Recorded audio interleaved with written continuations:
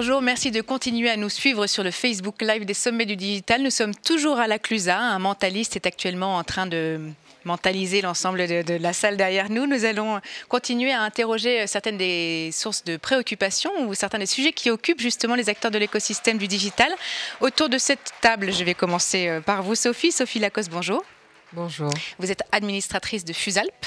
Oui, tout à fait. Depuis maintenant 5 ans, 6 ans 5 ans. 5 ans. On va s'interroger avec vous sur la façon dont vous avez justement changé de modèle en passant du wholesale au retail, puisque c'est notre sujet. Bonjour Grégoire. Bonjour Charlotte. Grégoire Kaufmann, vous êtes un ancien de Carrefour.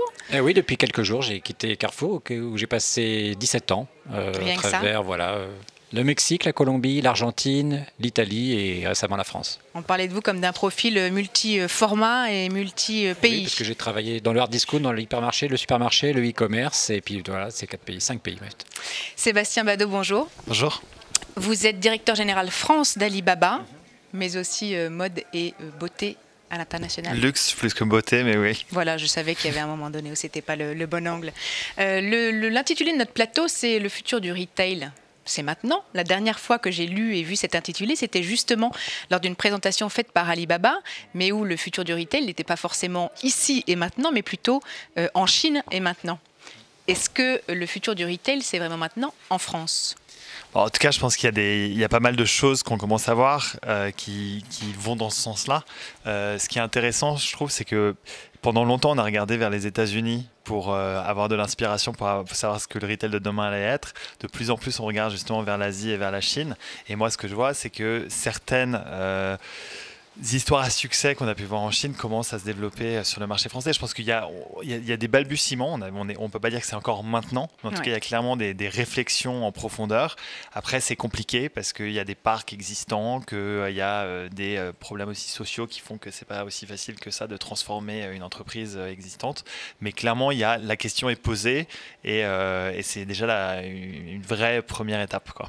Et les embryons de réponse que vous pouvez justement observer à travers le retail en Chine aujourd'hui ? Voilà, moi, en Chine, pour le coup, je pense que là, la transformation, elle est complètement faite, mais elle est aussi liée au fait que c'est complètement nouveau. C'est-à-dire qu'on part sur des bases qui étaient non existantes, donc c'est toujours plus facile de construire sur là où il n'y a rien que de construire quand il y a quelque chose qui est déjà existant.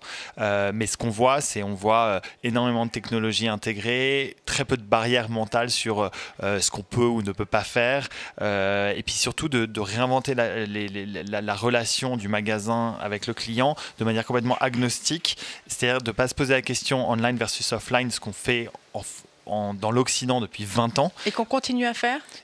D'une certaine manière, moi j'entends encore beaucoup ça, alors qu'en fait en Chine, comme les gens ont toujours été online tout le temps sur leur téléphone mobile, on ne se pose pas la question, on sait que c'est le même client, la seule question c'est comment est-ce qu'on l'adresse en fonction des points où il est. Il y a un moment il est dans la rue, comment est-ce qu'on va rentrer en contact avec lui, comment la marque rentre en contact avec lui. Après il y a un moment il est dans un magasin où il est chez lui, et à chacun de ces moments-là il y a une manière différente de l'adresser, et c'est ça le new retail quelque part, c'est vraiment de gommer les frontières et juste réfléchir à la manière dont on interagit avec un client potentiel ou un client existant. C'est le fameux parcours sans couture, les liquid expectations, tout est lié dans le retail comme dans les autres métiers, Sophie ? Oui, alors c'est très compliqué. Je pense que nous, on en est en France, en tout cas, encore assez loin. Hein. Même les grandes maisons ont du mal à avoir cette espèce de shopping expérience sans aucune frontière. C'est très compliqué opérationnellement à mettre en place. Après, oui, je crois qu'on adresse le même client à différents moments de sa vie, à différents endroits. Évidemment que le digital, pour nous, est un canal extrêmement important de développement, de potentiel et de communication. Mais aussi, nous, on fait des produits qui sont quand même assez haut de gamme. Et donc, on cherche véritablement à faire vivre aux gens qui viennent chez nous une vraie expérience technique aussi. C'est des produits, il y a un vrai savoir-faire et des explications à fournir. Et je crois que l'expérience humaine est encore très, très importante. C'est pour ça, d'ailleurs, et puis notre développement, nous, passe clairement par l'ouverture de magasins, parce que c'est aussi un moyen de communication et d'exister. Et alors typiquement, comment faites-vous aujourd'hui pour le Drive to Store, justement, pour continuer à faire en sorte que les gens fréquentent vos magasins, d'autant que vous en ouvrez? Alors, je crois que ce qui est très très important, c'est la construction d'une communauté. Et ça, évidemment, ça passe beaucoup par le digital, par la communication digitale et l'opportunité qu'on peut donner aux gens de rencontrer la marque dans différents moments de leur vie. Et le fait qu'ils puissent à un moment arriver dans la boutique et voir et essayer, et parce que nous, nos vêtements, c'est des vêtements qui sont jolis quand on les regarde en photo ou sur un cintre, mais quand on les porte, on veut qu'il y ait un effet waouh. C'est des choses qui sont architecturées, qui sont structurées, et il faut que cette expérience-là, elle reste très prégnante, et c'est pour ça que je crois beaucoup, pour notre catégorie de produits, à une habitude. Et d'ailleurs, on voit, nos responsables de boutique nous racontent beaucoup que les gens viennent, reviennent, ils achètent à Paris, ils viennent en station, ils vont voir les responsables de boutique à la Clusaz. Regardez, vous savez, je fais partie de la famille, j'ai acheté, vous avez vu, je suis habillée tout en Fusalpes, et puis je vais m'acheter un pull, je vais m'acheter un bonnet, je vais reprendre 2 paires de chaussettes ou un nouveau blouson. Et on voit des gens qui font des parcours, vraiment, on le voit dans le parcours client, ça c'est extrêmement passionnant à regarder, qui vont acheter une fois sur Internet, et puis qui vont aller à Paris, et puis qui vont aller ailleurs, et à chaque fois se font connaître en disant, vous savez, je suis un bon client Fusalpes, et ont cette fierté-là, et c'est pour ça aussi dans le recrutement du personnel des magasins, on fait très attention à avoir des gens qui soient très conviviaux, qui sachent vraiment accueillir les gens et les accueillir dans cette famille qu'on est en train de créer. On parle donc beaucoup d'humains, on parle de famille, on parle de clients, on parle de magasins. Vous disiez, Grégoire, en préparation de cette table ronde, juste avant, en 30 secondes, je vous demandais quelle était pour vous la question clé sur le sujet du futur du retail, et vous m'avez répondu remettre l'humain au cœur. Oui, parce que je pense qu'il y a quelques années, on a commencé avec l'explosion du digital à faire beaucoup d'expériences en magasin en important beaucoup de devices digitaux, des miroirs connectés, beaucoup d'applications, etc. Moi-même, j'ai eu l'expérience de partir avec mes équipes aux États-Unis pour voir un petit peu ce qui se passait. Et je dois dire qu'au retour des États-Unis, on a vu beaucoup de bacon, mais pas beaucoup de beacon. C'est un peu la formule qu'on avait utilisée. En revanche, c'est pas du tout le cas en Chine, en Asie, où tout de suite ils sont passés justement à cette étape, j'allais dire, du digital native avec le téléphone, jusqu'à l'expérience.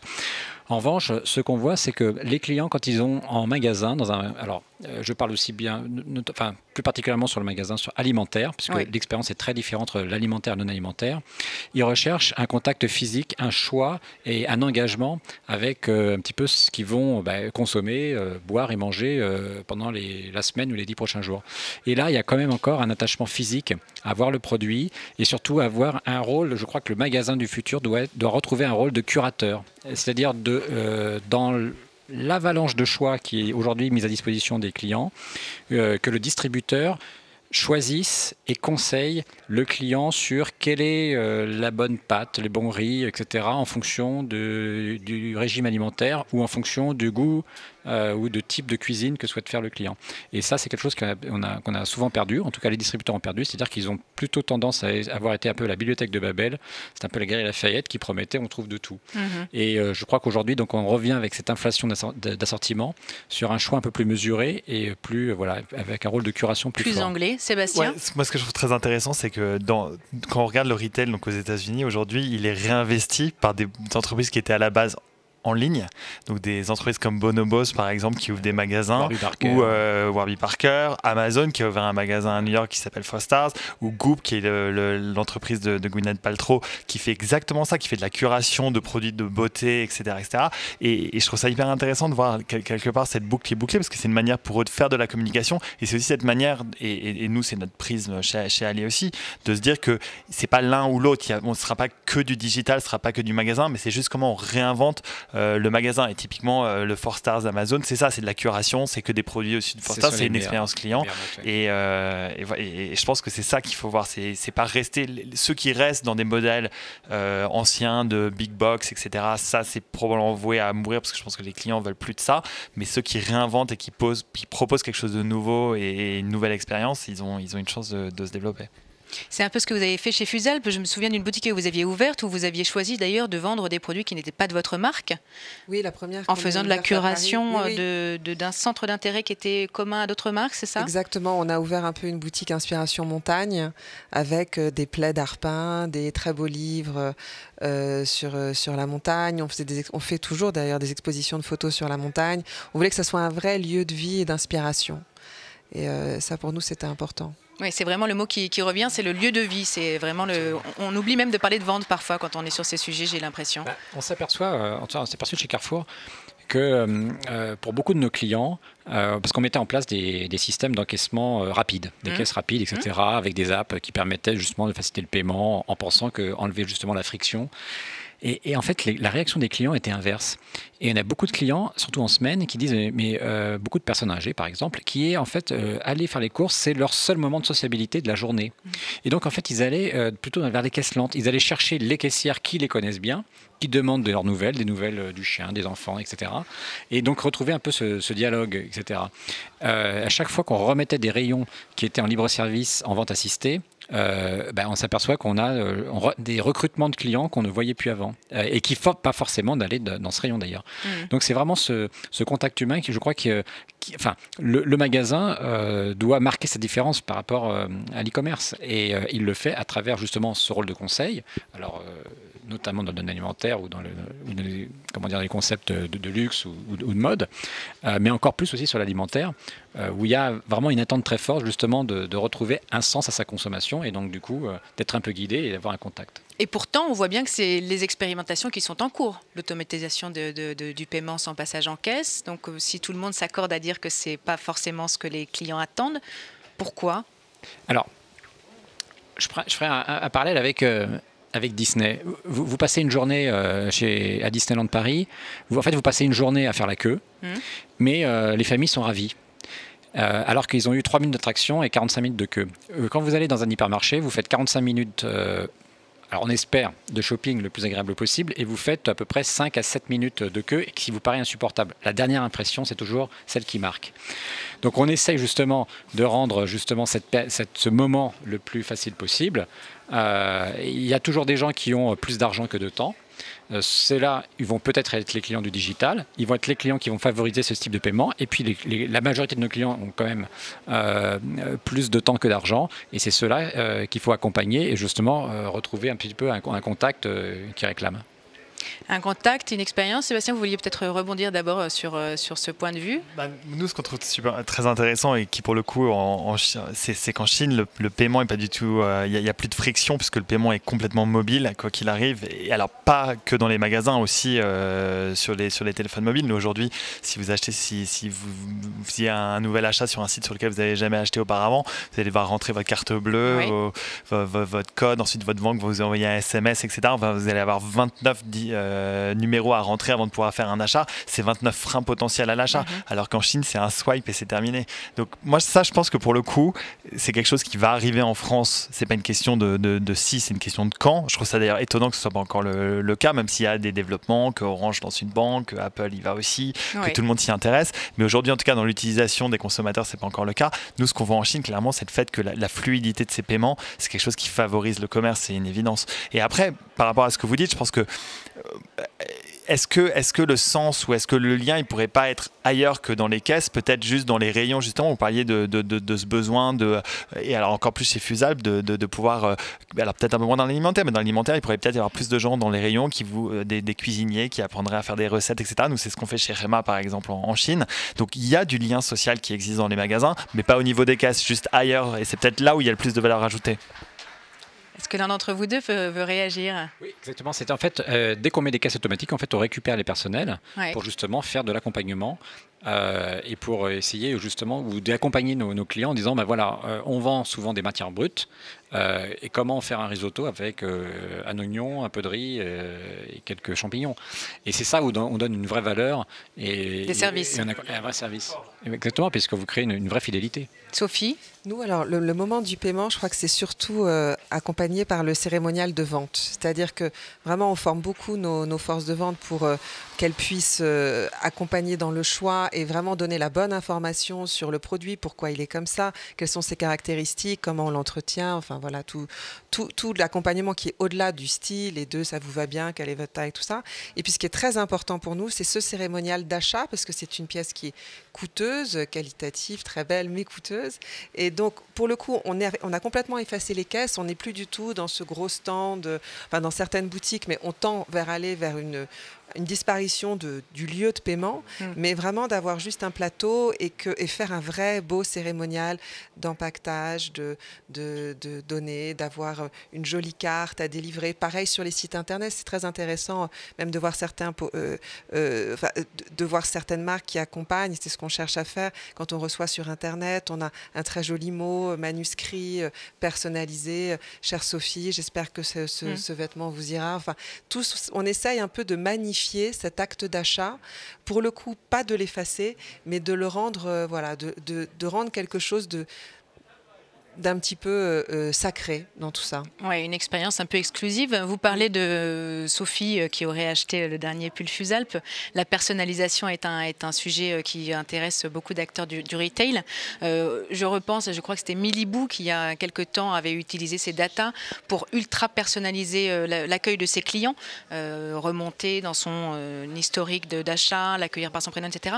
Et en fait, il y a eu un rejet assez immédiat, je crois, des clients. Comment est-ce qu'aujourd'hui on dose? Quelles sont les pistes qu'on explore en termes de personnalisation? Alors, avec les cartes de fidélité, on peut tout savoir et on sait tout des clients.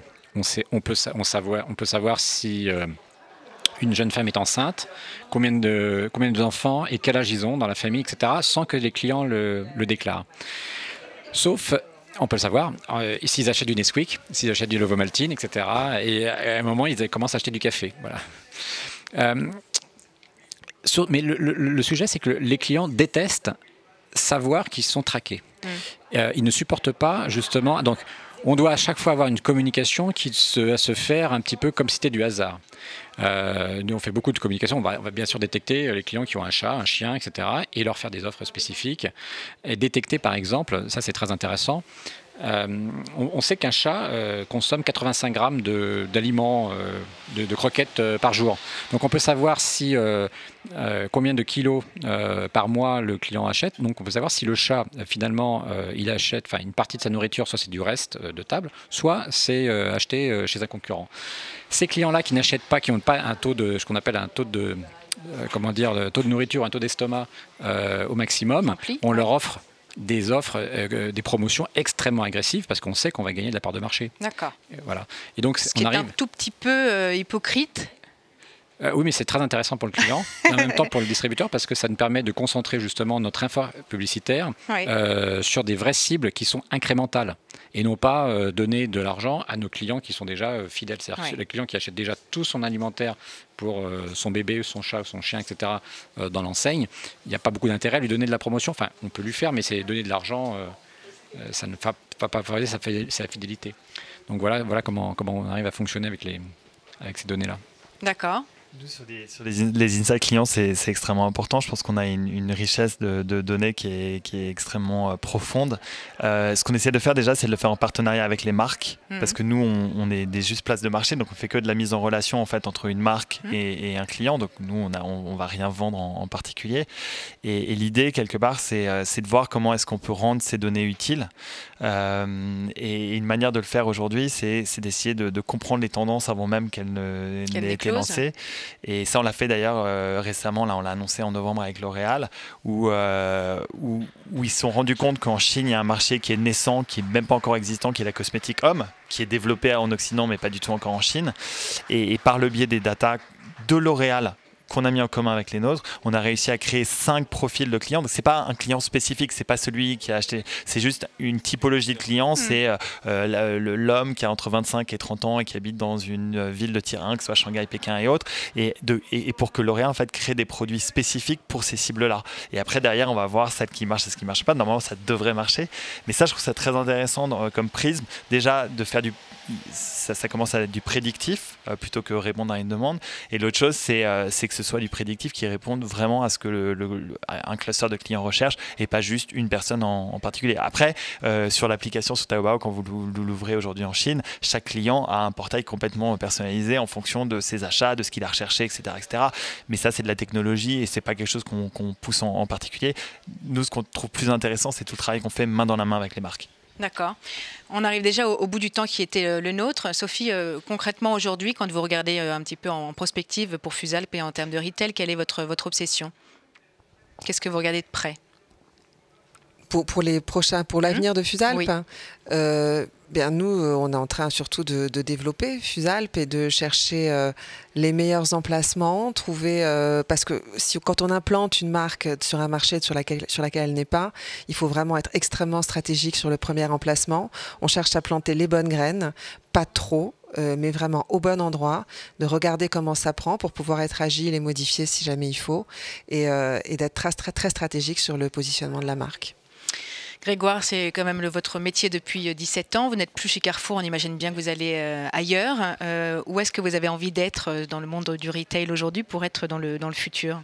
Moi, je pense à la convergence entre le monde de la restauration et le monde de la distribution. On parlait tout à l'heure de faire en sorte, et quand on va visiter Emma, vraiment on le voit de façon concrète, les magasins doivent redevenir des centres de vie. Et c'est impossible aujourd'hui à imaginer que dans un magasin alimentaire en France qui doit vendre à peu près 15 000 références, il n'est pas possible de déjeuner ou de dîner.